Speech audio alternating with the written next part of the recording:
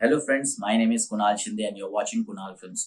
दोस्तों, आज का विषय बहुत ही इंपॉर्टेंट है। आज का विषय है how to make a feature film. Feature film किस तरह से बनती है, किस तरह से प्री प्रोडक्शन का काम होता है, किस तरह से फिल्म मेकिंग होती है जिसको हम लोग फिल्म बनाना कहते हैं, और फिर उसके बाद किस तरह से पोस्ट प्रोडक्शन का काम होता है। ये सारी डिटेल्स में आपको पार्ट वाइज बताने वाला हूँ। जी हाँ दोस्तों, हम लोग डिटेल में बात करेंगे। बहुत ही इंपॉर्टेंट है, आप मुझे सब्सक्राइब करें।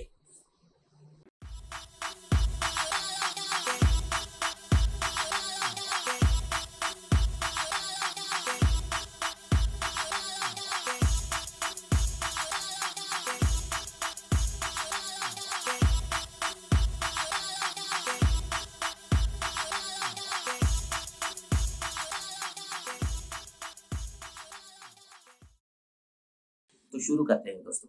देखिए दोस्तों, एक फिल्म कैसे बनती है। एक फिल्म एक आइडिया से बनती है। जब भी किसी को फिल्म बनानी होती है, वो एक आइडिया लेकर प्रोडक्शन हाउस में जाता है कि मुझे इस तरह से फिल्म बनानी है। अगर किसी के पास, समझो अगर कोई नया राइटर है, समझ लो अगर मैं मेरा एग्जांपल दूं, तो मैं क्या करता हूँ, मैं एक आइडिया को लेकर लिखना शुरू करता हूँ कि इस आइडिया है। समझ लो एक लड़का है, एक लड़की है, वो दोनों में प्यार होता है, और फिर वो आगे जाकर कुछ करते हैं, शादी करते हैं, फिर वो कोई विलन आता है, या फिर मारामारी होती है, फिर किस तरह से बचकर भागते हैं। समझ लीजिए एक स्टोरी है। तो इसको फॉर्मेट में कैसे लिखा जाए। सबसे पहले दोस्तों, आपको फॉर्मेट सीखना बहुत जरूरी है। मेरे पहले वीडियोस में मैंने बताया है कि how to write a screenplay, how to write a story. ठीक है, ये अगर आप वीडियो देखेंगे तो इसमें जान जाएगा कि किस तरह से प्रोसेस में लिखा जाता है।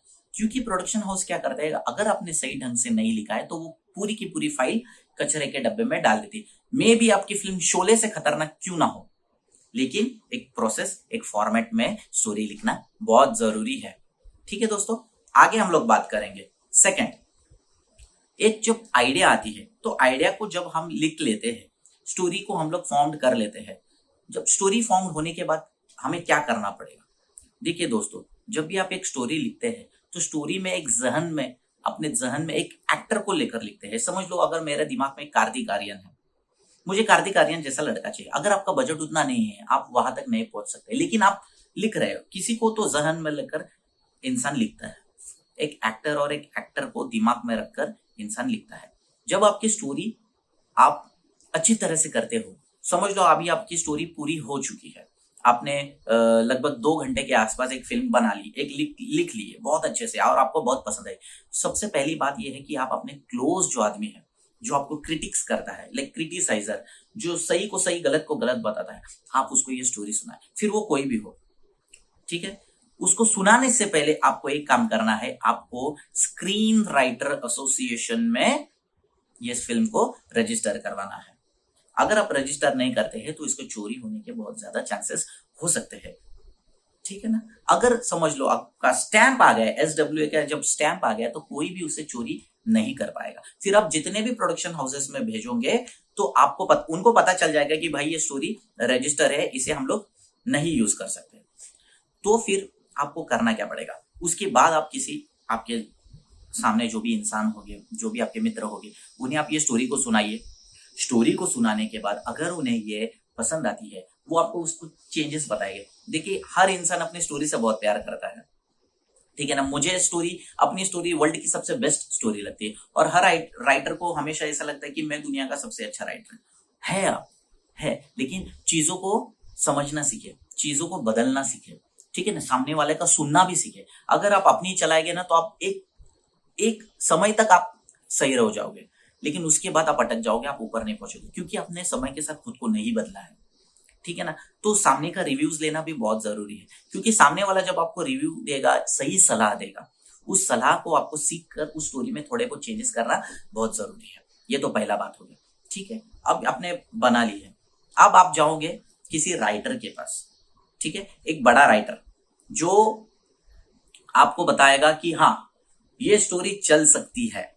बहुत सारे लोग नहीं जाते हैं क्योंकि आइडिया चोरी होने के चांसेस रहते हैं, लेकिन मैं कहता हूं कि आप जाइए, क्योंकि आपकी स्क्रिप्ट रजिस्टर है। आप उनसे सलाह लें, क्या किस तरह से ये जोन में जाएगी, किस एक्टर को लेकर जाएगी, इसका कितना बजट बनेगा, ये आपको सही सही बताएगा।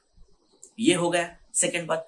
अभी मेन इंपॉर्टेंट बात आता है कि आपको प्रोड्यूसर ढूंढना है। अगर प्रोड्यूसर जो है आपको मिल गया तो इसके बाद के सारे चांसेस बहुत ज्यादा इजी हो जाते हैं। सबसे पहले आप अपने आसपास में, पड़ोस में या कोई आपके पहचान में देखिए कि कौन इस फिल्म पर पैसे लगाने के लिए रेडी होता है। प्रोड्यूसर सबसे पहले क्या करेगा, आपको नरेट करने को बोलेगा। प्रोड्यूसर ने ले लिया, फिल्म को देख लिया, आपने फिल्म को बहुत अच्छी तरीके से नरेट किया। अभी नरेट देखिए क्या होता है। नरेट सबसे पहले नरेशन ये कहते हैं कि नरेशन मतलब आपको फिल्म की पूरी जानकारी अपने मुंह से 15 से 20 या आधे घंटे के अंदर उसे स्टोरी सुनानी है।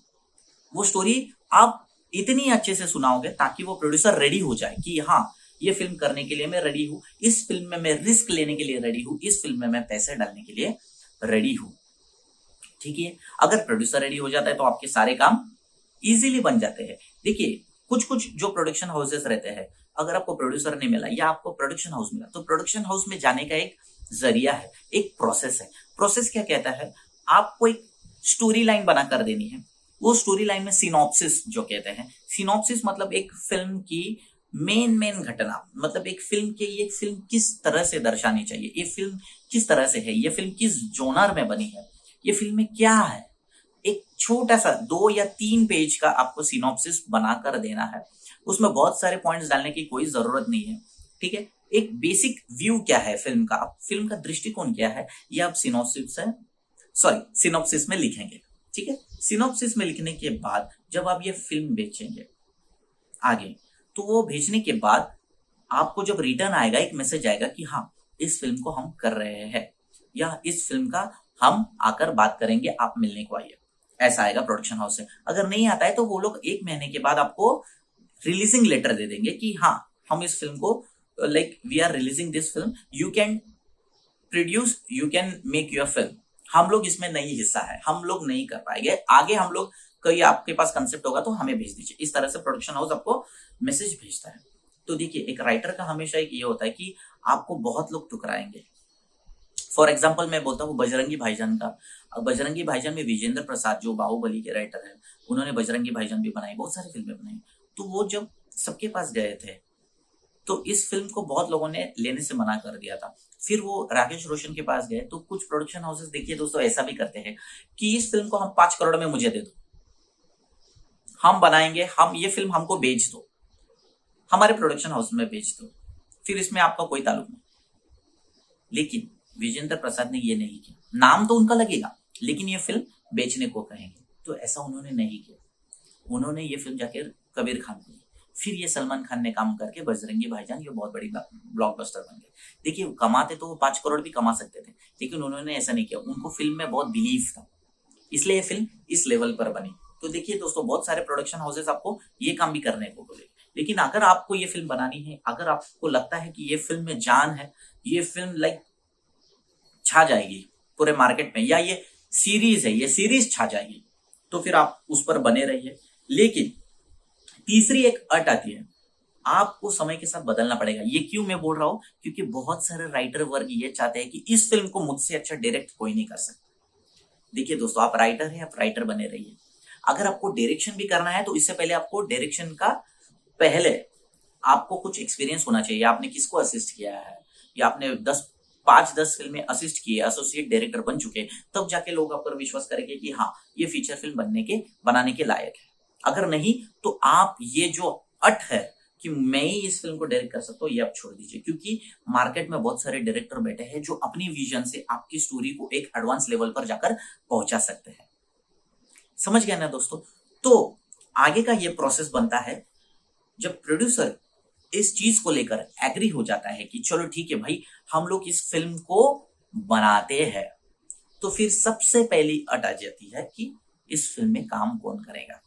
तो फिर वो पूछता है कि इस फिल्म का बजट कितना है। वो आपसे पूछता है ये फिल्म कितने तक जाएगी, ये फिल्म कितने दिन में बनेगी, ये फिल्म कब तक बनेगी, ये फिल्म किस प्लेटफॉर्म पर बनेगी, ये सिनेमा स्कोप बनेगी, इसका रेशियो क्या है, ये सिनेमा स्कोप के लिए बना रहे हो या ये HD बना रहे हो, ये मतलब ये सीरीज प्लेटफॉर्म के लिए बना रहे हो, जैसे अमेजोन, नेटफ्लिक्स, हुलू, अमेजोन, इनके लिए बना रहे हो।